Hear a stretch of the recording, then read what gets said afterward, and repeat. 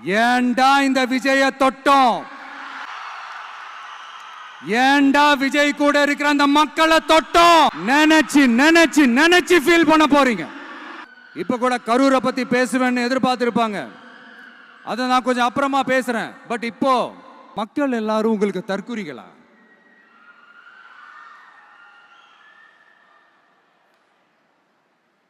அதே மக்களோட ஓட்டு வாங்க போற நாம தற்குறிகள்னா, அப்ப இவ்வளவு நாள் அதே மக்கள் கிட்ட இருந்தானே நீங்க ஓட்டு வாங்கிட்டு இருந்தீங்க. அப்ப நீங்க ஒண்ணு மட்டும் சொல்றேன், எழுதி வச்சுக்கோங்க. இந்த தற்குறின்னு சொல்றீங்கல்ல, இந்த தற்குறிகள்லாம் ஒன்னா சேர்ந்துதான் வாழ்நாள் பூரா விடையை கண்டுபிடிக்காத முடியாத அளவுக்கு உங்க அரசியலே ஒரு கேள்விக்குறியாக்க போறாங்க. எல்லாரையும் தற்குறிகள்னு சொல்லி வாங்கி கட்டிக்கிட்டு இப்போ அவங்களாம் தற்குறி எல்லாம் கிடையாது, அப்படிலாம் அவங்கள கூப்பிடாதீங்க. அவங்க சங்கிகள்லாம் கிடையாது, அப்படிலாம் அவங்கள கூப்பிடாதீங்கன்னு சொல்லி ஒரு குரல் சட்டசபையில் ஆரம்பிச்சு ஒரு சாதாரண நிகழ்ச்சி வரைக்கும் எல்லா மேடையிலையும், மேடைக்கு மேடை டிவிக்கே தான்.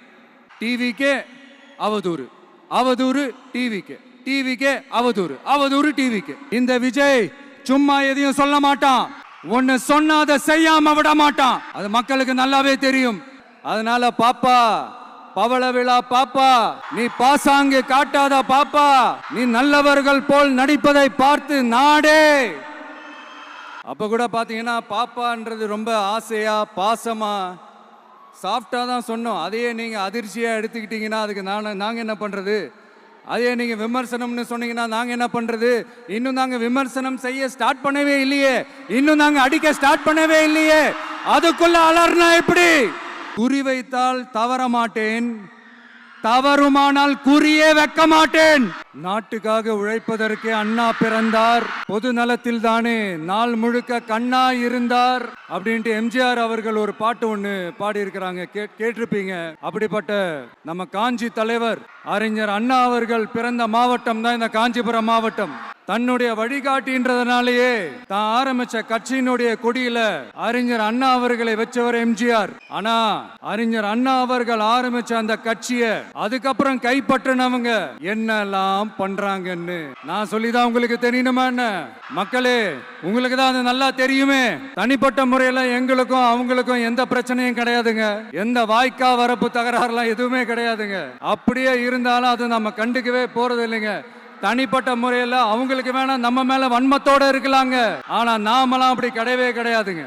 ஆனா உங்களை என்ன நம்ம எல்லாரையும் பொய் சொல்லி நம்ப வச்சு ஓட்டு போட வச்சு ஏமாத்தினாங்கல்ல, அப்படி ஏமாத்தி ஆட்சிக்கு வந்து நல்லது செய்யற மாதிரி நடிக்கிறாங்கல்ல, நாடகம் ஆடுறாங்கல்ல, அவங்கள எப்படி நம்ம கேள்வி கேட்காம இருக்க முடியும்? அதனால அவங்கள நம்ம கேள்வி கேட்காம விட போறதே இல்ல. இதையே நான் காஞ்சிபுரம் மாவட்டத்தில் இருந்து நான் சொல்றேன்னா, தெரிஞ்சோ தெரியாமலோ இந்த மாவட்டத்துக்கும் நமக்கும் ஆட்டோமேட்டிக்காவே ஒரு கனெக்ஷன் ஒன்று ஏற்படுதுங்க. ஏன்னா நம்மளுடைய முதல் கள பயணத்தை தொடங்கினதே பரந்தூர்ல இருந்து தான். பரந்தூருக்கு போய் அந்த மண்ணில் நின்று அந்த மக்களுக்காக கேள்வி கேட்டதும் இதே அண்ணா அவர்கள் பிறந்த காஞ்சிபுரம் மாவட்டம் தான்.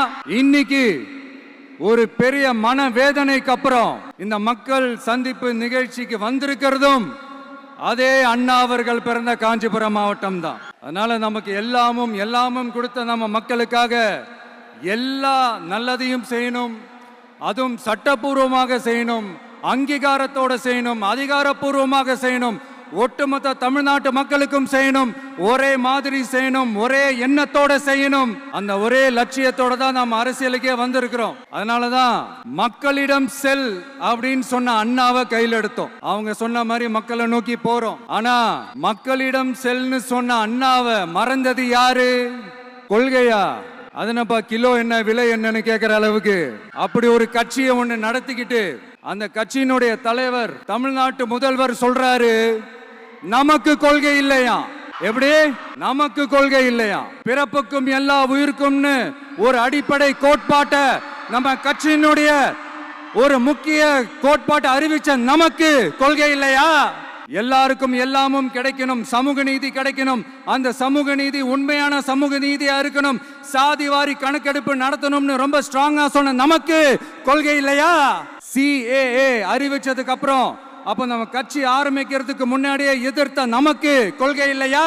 வகுப்பு சட்டத்தை எதிர்த்து உச்ச நீதிமன்றத்துக்கு முதல்ல போன நமக்கு கொள்கை இல்லையா? நீட்ட வந்தா ஒழிச்சிருவேன், நீட்ட வந்தா அழிச்சிருவேன், ஆட்சிக்கு வந்தவனே ரத்து செய்யறது நீட்ட தான், அப்படி இப்படின்னு கதையெல்லாம் விடாம கல்விய மாநில பட்டியல சேர்க்கணும்னு சொன்னதோட மட்டும் இல்லாம அதுக்கு ஒரு இடைக்கால தீர்வை சொன்ன நமக்கு கொள்கை இல்லையா? சமத்துவம் சம வாய்ப்புன்னு ரொம்ப ஸ்ட்ராங்கா சொன்ன நமக்கு கொள்கை இல்லையா? இப்படி கொள்கையை வெறும் பேச்சில மட்டுமே பேசிக்கிட்டு எல்லா கொள்கையும் அண்டர் கிரவுண்ட்ல அடக்கி வச்சுக்கிட்டு என்னமோ இவங்களுக்கு மட்டும்தான் எல்லா கொள்கையும் குத்தகைக்கு எடுத்த மாதிரி. இவங்க கொள்கையே கொள்ளை தானே. எப்படி? இவங்க கொள்கையே கொள்ளை தானே. இதெல்லாம் மக்களுக்கு யாருக்கும் தெரியாதுன்னு நினைச்சிட்டு இருக்கீங்களா? எங்க கட்சி ஒன்றும் சங்கரமணம் இல்லைன்னு சொன்னது யாரு? யார் சொன்னாங்க? ஏன் சொன்னாங்க? எதுக்கு சொன்னாங்க? இப்போ உங்க கட்சியில என்ன நடந்துகிட்டு இருக்குது அதையும் கொஞ்சம் யோசிச்சு பாருங்க, இதையும் கொஞ்சம் யோசிச்சு பாருங்க. அதனால பாப்பா, பவள விழா பாப்பா, நீ பாசாங்கு காட்டாத பாப்பா, நீ நல்லவர்கள் போல் நடிப்பதை பார்த்து நாடே பாப்பான்னு சொன்னோம். அப்ப கூட பாத்தீங்கன்னா பாப்பான்றது ரொம்ப ஆசையா பாசமா சாஃப்டா தான் சொன்னோம். அதையே நீங்க அதிர்ச்சியா எடுத்துக்கிட்டீங்கன்னா அதுக்கு நாங்க என்ன பண்றது? அதே நீங்க விமர்சனம்னு சொன்னீங்கன்னா நாங்க என்ன பண்றது? இன்னும் நாங்க விமர்சனம் செய்ய ஸ்டார்ட் பண்ணவே இல்லையே, இன்னும் நாங்க அடிக்க ஸ்டார்ட் பண்ணவே இல்லையே, அதுக்குள்ள அலர்னா எப்படி? அதனால உங்க அரசவை புலவர்கள் யாராவது இருந்தாங்கன்னா கர்ச்சீஃப் எடுத்து அவங்க கண்ணீரை துடைத்து விடுங்கள்.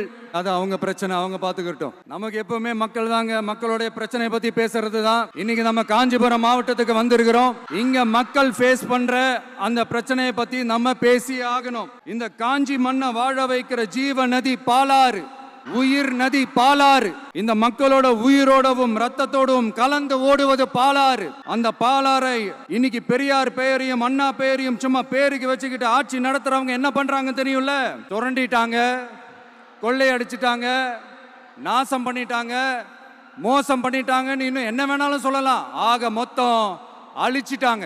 இதை நான் ஏதோ போற போக்கில் ஏதோ அடிச்சு விடலங்க, ஆதாரத்தோட தான் சொல்றேன். அனுமதிக்கப்பட்ட அந்த லெவலை தாண்டி 22,70,000 யூனிட் மணலை கொள்ளை அடிச்சிருக்கிறாங்க. ஆக மொத்தம் இதுல அவங்க அடிச்ச கொள்ளை எவ்வளவு தெரியுமா? ரொம்பலாம் இல்ல, கம்மி தான். 4,730 கோடி. கம்மி தான் இல்ல? இதுக்கெல்லாம் அவங்க ஆதாரம் கேட்க முடியாது. ஏன்னா இந்த ஆதாரம் ஆல்ரெடி கோர்ட்ல இருக்குது, அமலாக்கத்துறை டிபார்ட்மெண்ட்ல இருக்குது. அந்த டிபார்ட்மெண்ட்ல வேலை செஞ்ச சில நல்லவர்கள் அவங்க அடிச்ச அந்த கொள்ளையெல்லாம் தாங்க முடியாம வெளியில சொன்ன அந்த ஆதாரங்கள் இதெல்லாம் சம்பந்தப்பட்டவங்களுக்கு இன்னும் நல்லாவே தெரியும். அதனால இது சம்பந்தமா ஆதாரங்களை கொடுலாம் அவங்க கேட்க முடியாது. மணலை கொள்ளையடிச்சா நீர்நிலைகள் அழியும், ஏரி குளம் கண்மா எல்லாம் அழியும். இதெல்லாம் அழிஞ்சா விவசாயம் அழியும், விவசாயம் அழிஞ்சு போனா விவசாயிகள் அழிஞ்சிருவாங்க. ஆக மொத்தம் நாம எல்லாரும் மொத்தமா அழிஞ்சு போக வேண்டியதுதான். இப்படி மேல இருந்து கீழே வரைக்கும் ஒரு கட்சியை சிண்டிகேட் போட்டு கொள்ளையடிக்கிறத கேள்விப்பட்டிருக்கிறீங்களா மக்களே? இதே காஞ்சிபுரத்தோட உலக பெருமை நம்ம பட்டும் கைத்தறி துணியும் அதை தயாரிச்சு கொடுக்கிற கைத்தறி நெசவாளர்களும் தான். காஞ்சிபுரம் பட்டுன்னு சொன்னா உலகத்துக்கே தெரியும். ஆனா அதை தயாரிச்சு கொடுக்கிற நெசவாளர்கள் நிலை என்ன தெரியுமா? வறுமை, துன்பம், கந்துவட்டி கொடுமை. பட்டு கைத்தறிக்கு கூட்டுறவு சங்கங்கள் இருக்கு, பருத்தி கைத்தறிக்கும் கூட்டுறவு சங்கங்கள் இருக்கு. சுமார் 40,000 பேர் அதில் உறுப்பினர்களா இருக்கிறாங்க.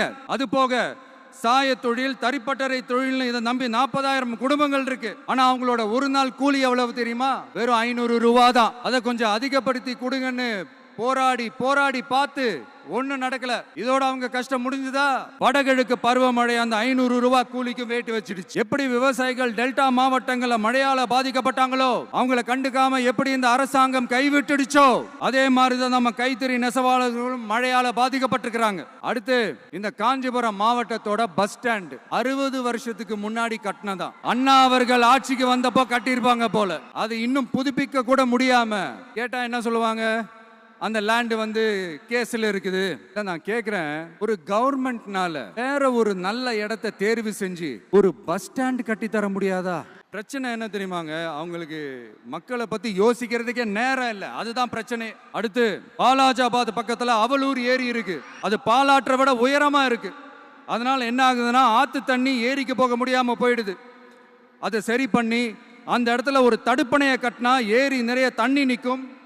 அப்படி நின்னா அவலூர் மட்டும் இல்ல, ஆசூர் உட்பட இன்னும் எத்தனை கிராமங்கள், எத்தனை ஆயிரம் ஏக்கர் விவசாயம் நல்லா நடக்கும். இதுக்கு இன்னும் எத்தனை வருஷம் மக்கள் கோரிக்கை கொடுக்கணும், மக்கள் போராடணும்.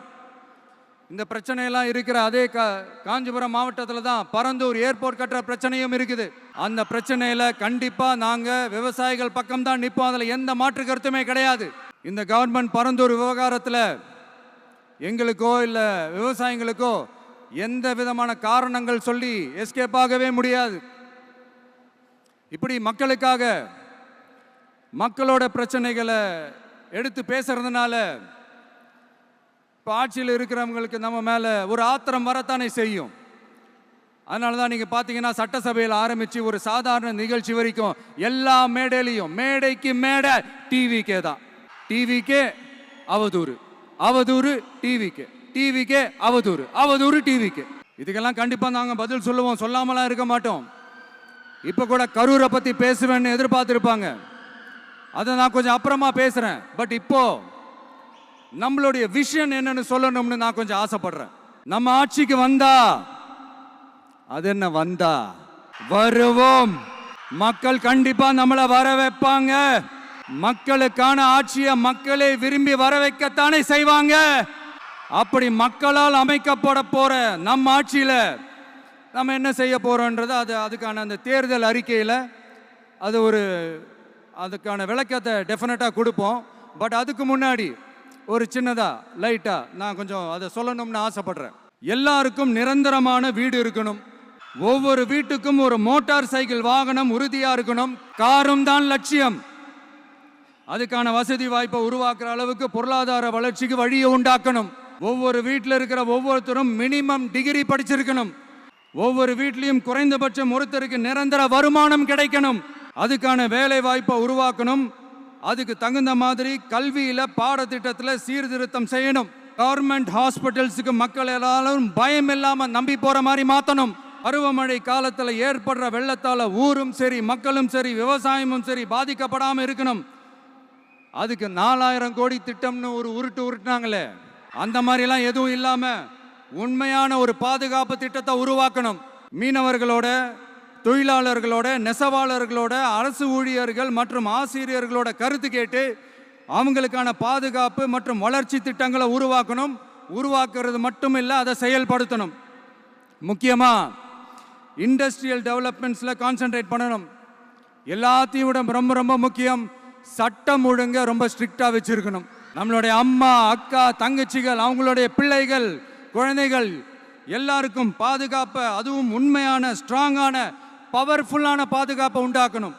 அண்ணா யூனிவர்சிட்டியில நடந்த அந்த பெண்ணுக்கு நடந்த அந்த பிரச்சனை மாதிரியோ, இல்ல கோவையில் நடந்த அந்த கல்லூரி பெண்ணுக்கு நடந்த பிரச்சனை மாதிரியோ அதெல்லாம் நடக்க விடவே கூடாது. நம்ம வீட்டு பெண்கள் ஸ்ட்ராங்கா, பயமே இல்லாம தைரியமா இருக்கணும். இதை எப்படி செயல்படுத்த போறோன்றது முன்னாடி சொன்ன மாதிரி நம்மளுடைய தேர்தல் அறிக்கையில் அதுக்கான விளக்கத்தை ரொம்ப டீட்டெயில்டாக கொடுப்போம். நான் சும்மா மற்றவங்க மாதிரி அவங்கள மாதிரி எல்லாத்தையும் அடிச்சு விட்டுட்டு ஏமாத்துற வேலையெல்லாம் இங்கே கிடையாது நம்ம கிட்ட. மறுபடியும் சொல்றேன், நம்ம அரசியலுக்கு வந்தது உங்களுக்கு நல்லது நல்லது நல்லது மட்டுமே செய்யறது தான். எங்களுக்கு வேற எந்த அஜெண்டாவும் கிடையாது. அதனால தான் பார்த்தீங்கன்னா கொள்கை எதிரி யாரு, அரசியல் எதிரி யாருன்னு திட்டவட்டமாக சொல்லிட்டு அது வெளியே சொல்லிட்டு களத்துக்கு வந்திருக்கிறோம். அதில் எந்த விதமான குழப்பமோ எந்த விதமான ஊசலாட்டமோ எதுவுமே இருக்க போறதில்ல. இந்த விஜய் சும்மா எதையும் சொல்ல மாட்டான். ஒன்னு சொன்னா அதை செய்யாம விட மாட்டான். அது மக்களுக்கு நல்லாவே தெரியும். அப்புறம் ஒரு அதிசயம் சொல்ல முடியாது, இது ஒரு கண்டுபிடிக்க முடியாத ஒரு உண்மைன்னு சொல்லலாம். அது என்னப்பா, அது தற்குறியா?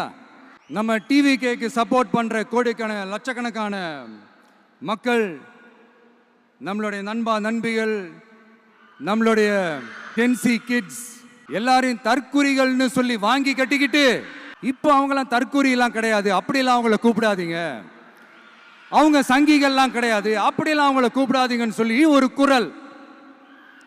யாருடா அந்த குரல் அப்படின்னு பார்த்தா, இப்போ ரீசெண்டா அறிவு திருவிழான்னு ஒன்று நடத்தினாங்கல்ல, சாரி அவதூறு திருவிழா.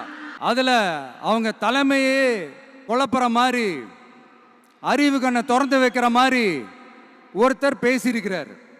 அவர் யாருன்னா அது அவங்களோட எம்எல்ஏவே.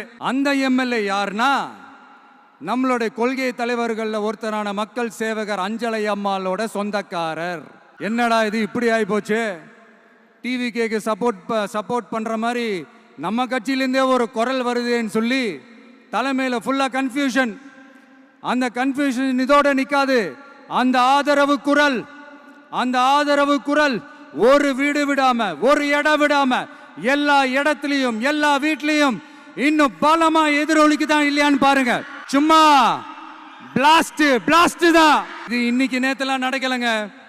1972லயே நடந்து முடிஞ்சிருச்சு. எப்போ எம்ஜிஆர் அவர்கள் கட்சி ஆரம்பிச்சாங்களோ அப்பவே அது ஒரு கூத்தாடி கட்சி.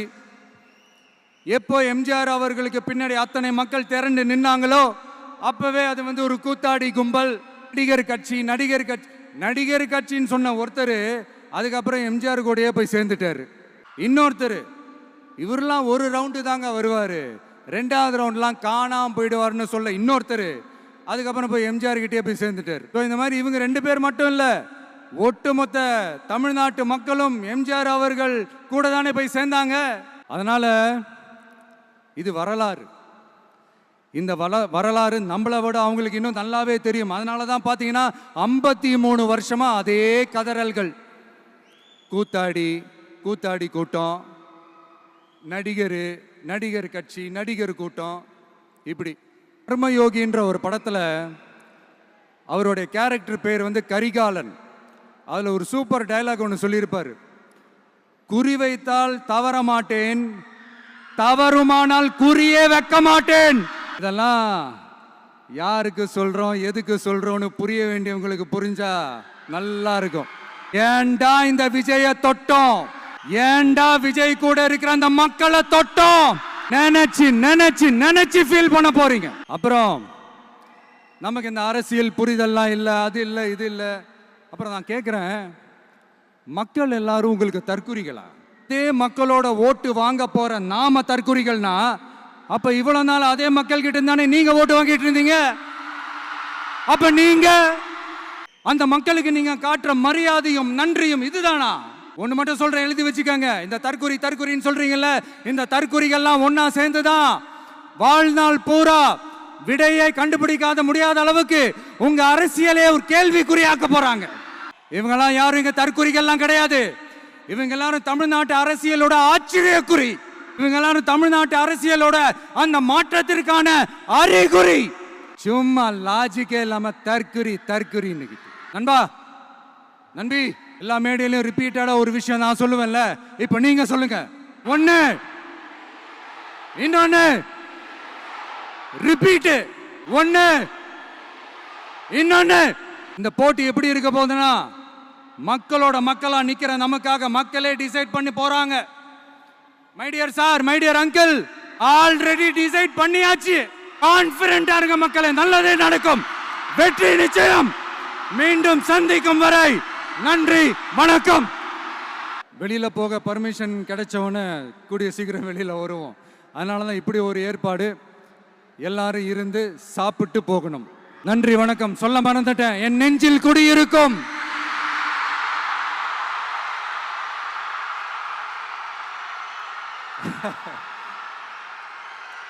Sorry, slipped my mind. Thank you. மீண்டும் சந்திக்கும் வரை நன்றி, வணக்கம்.